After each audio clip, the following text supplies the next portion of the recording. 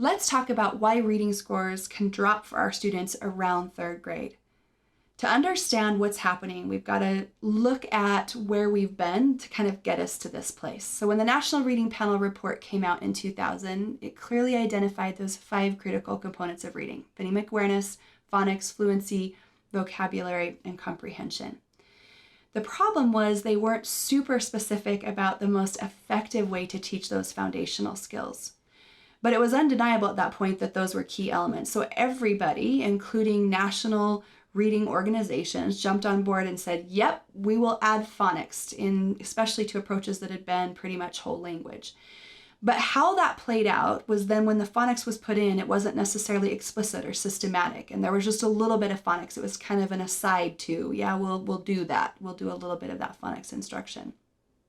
And none of that approach was based on evidence as to what is most effective to teach those skills, to get the reading success that we are looking for. The approaches are often using analytic phonics or analogy phonics, where it's more about discovery.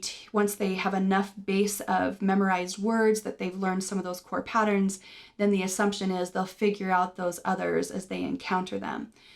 What's interesting though is to systematically cover the alphabet that way, to cover that full alphabetic code, it takes about 5 to 6 years due to the required amount of sight words that would need to be accessed to do that effectively. It's just not efficient. Rote memorization using onset rhyme. To do that, we have to be aware of over 400 items.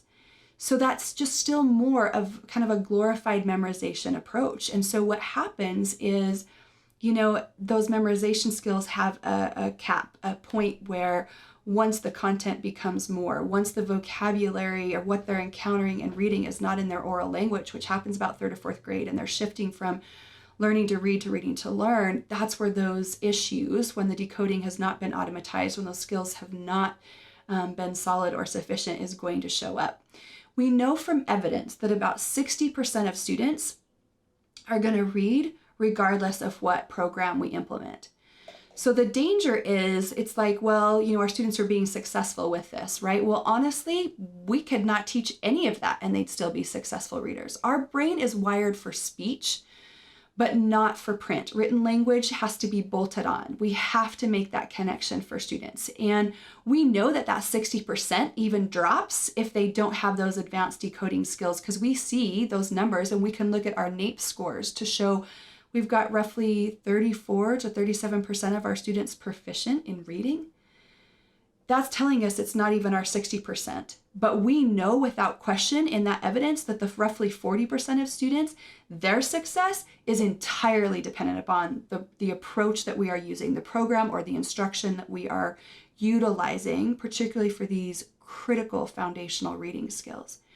So this is why we see this happening, is that we have come from information that wasn't comprehensive in providing really the critical pieces to get every student successfully reading, which means that we have to be very diligent in what we're teaching and how we are teaching it, in particular relation to those foundational reading skills of decoding, where we're bringing in that phonemic awareness and those phonics, that phonics instruction.